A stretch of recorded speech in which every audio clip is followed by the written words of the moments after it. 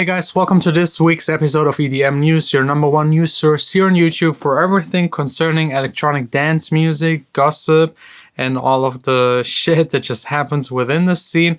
The first one is a good example this week, and it already has a name, #Camelgate. It all started with Seth Troxler, underground tech house, deep house kind of DJ, not really producing a lot, not releasing a lot, and in my opinion, the music isn't really good that he's putting out. The DJing, I can't really tell, never heard him live, but he tweeted the Matrix is broken because Camelphat announced that they're nominated for a Grammy. He added kill me and wasn't really happy about them being nominated and called out their music to be shit. Prydz then jumped in defending Camelphat and said that their production are really good and that, like, for example, Cola will be a classic and remembered for a very long time, and that Seth Troxler doesn't have anything to bring to the table because none of his productions are like outstanding, rememberable, or in any kind of way interesting.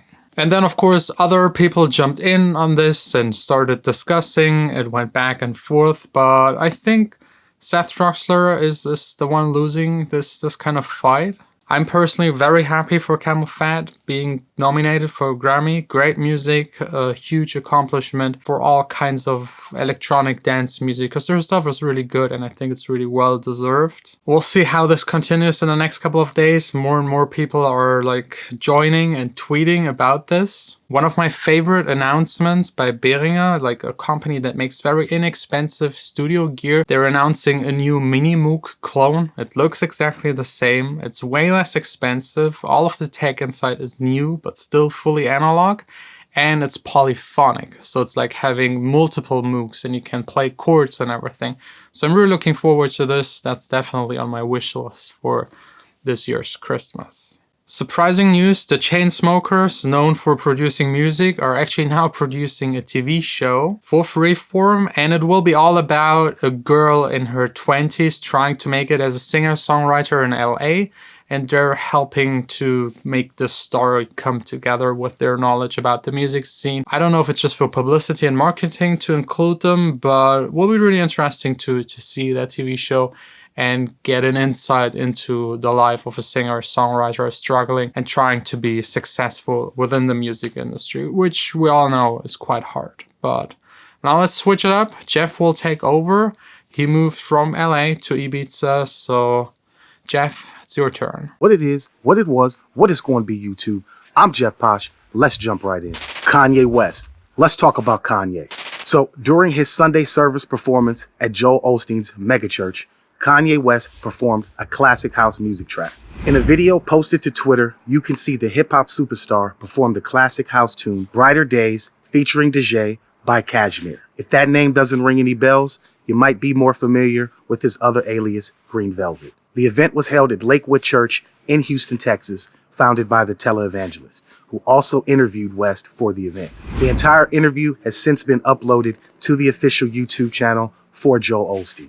For those unfamiliar with West's Sunday service, in short, the performance involves himself and other members of the group performing gospel renditions of tracks from his library, covers, and more. Some fans will remember that over the summer at his Sunday service at Coachella, there was footage of West and Chance the Rapper dancing to the same track, and based on reactions to the track in both videos, it seems safe to say that Brighter Days has become a favorite in their repertoire. What are your thoughts? Let us know below. Moving on. LA warehouse party shooting injures 6. Let's talk about it. A fight boiled over into a shooting that injured 6 outside a warehouse party in Los Angeles' fashion district, according to law enforcement officials. 3 of the victims were female, the other 3 were male, and 1 was said to be in critical condition. According to KTLA News, the scuffle broke out around 1:15 a.m. on Sunday, November 24th. The shooter, identified only as a male, shot several rounds and struck 6 attendees. Police have not identified his motives. Also, the shooting was the second to take place in the general area within a 24-hour window. The previous one happened when a man fired at the crowd outside of a party on Spring Street Saturday morning, less than a half a mile away.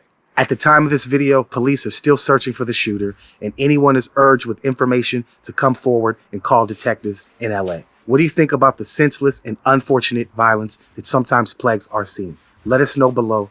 Moving on. Robert Sillerman. Let's talk about Robert Sillerman. Robert FX Sillerman, the founder of SFX Entertainment, has died at the age of 71 due to respiratory illness. The New York entrepreneur, who's most notably known for consolidating a number of U.S. promotion companies back in the early 90s, and went on to create the company that would eventually become Live Nation. The mogul was a key figure in shaping the modern concert industry into what we know today. The Bronx native began his career in radio and television as a station owner under the SFX Broadcasting Company, and it grew to become the 7th largest broadcasting company in the country by the early 90s. From there, he expanded his empire to form SFX Entertainment in 97 by buying up a series of regional concert promoters, starting with San Francisco-based Bill Graham Presents, Ron DeLessner's DeLessner Slater Enterprises, Pace Concerts in Houston, and Florida's Cellar Door Concerts. In 2000, after becoming the world's largest presenter and producer of live events, he sold the business to Clear Channel for $4.4 billion. They went on to rebrand the venture as Live Nation. Always with an ear to the ground, he noticed the boom that was taking place in the electronic music scene in the early 2010s.